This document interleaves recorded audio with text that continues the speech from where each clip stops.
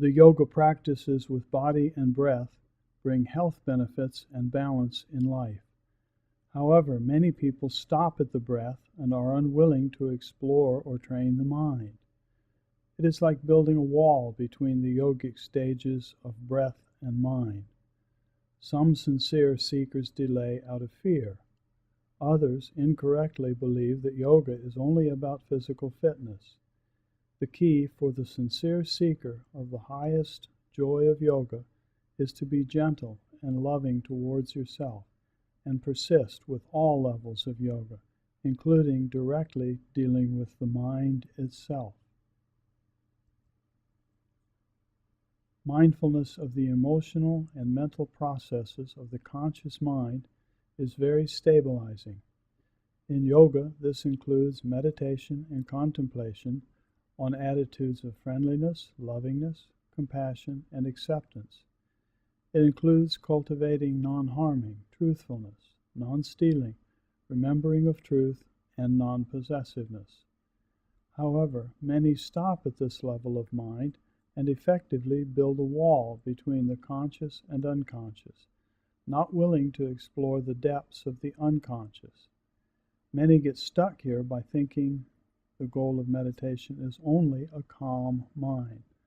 For union, yoga, samadhi, or turiya, the streams of thoughts in the active unconscious mind need to be encountered, explored, and only then transcended.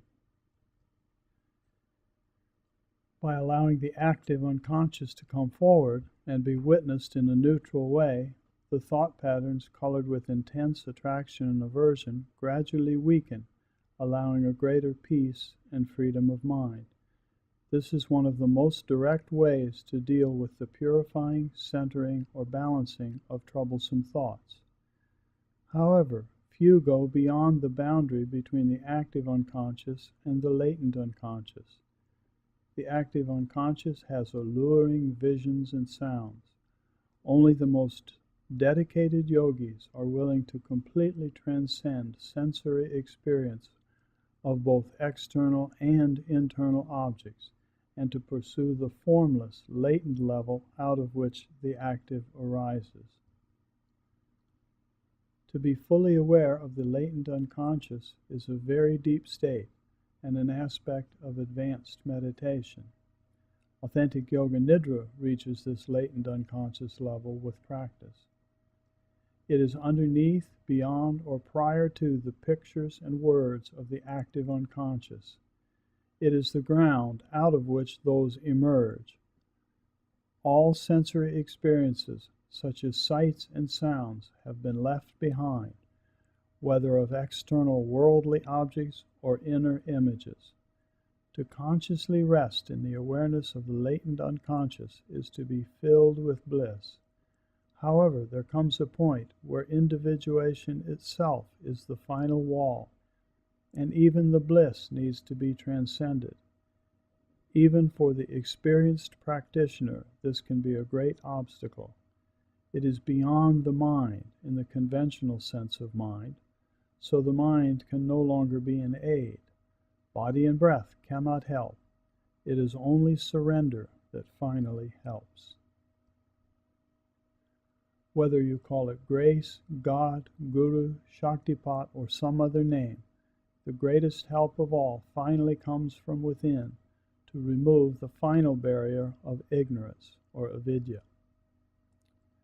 This final stage is a process that has been called piercing the pearl of wisdom, the bindu.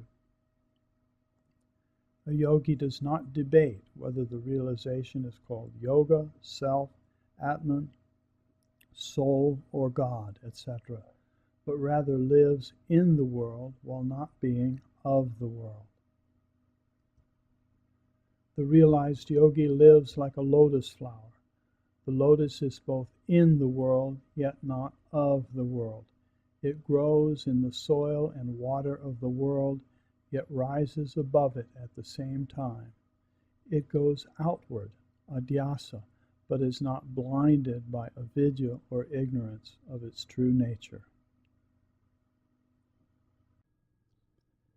Yoga meditation is the art and science of systematically observing, accepting, understanding, and training each of the levels of our being, such that we may coordinate and integrate those aspects of ourselves and dwell in the direct experience of the center of consciousness.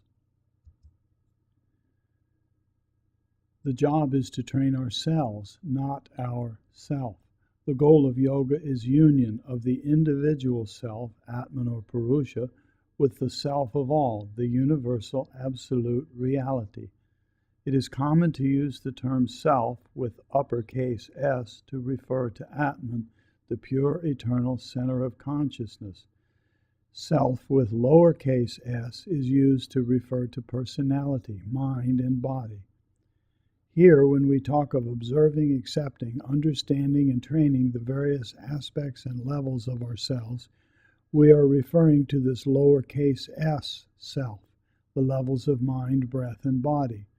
By training the lower aspects of ourselves, we come to realize the higher, true self, hence self-realization with uppercase S. Eventually, by observing, accepting, understanding, and training the levels of ourselves at the grosser levels, we come to know that true self, that center of consciousness which is underneath all of those more surface layers. A river has a surface, flowing water, and a bed, which gives shape to the flow and the surface.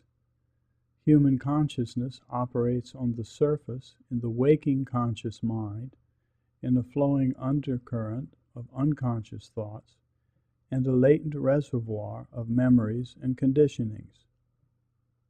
The mind has impressions like rocks of the riverbed, which give shape to both dreaming and waking activity. Through meditation, a yogi becomes aware of them all and how they interact.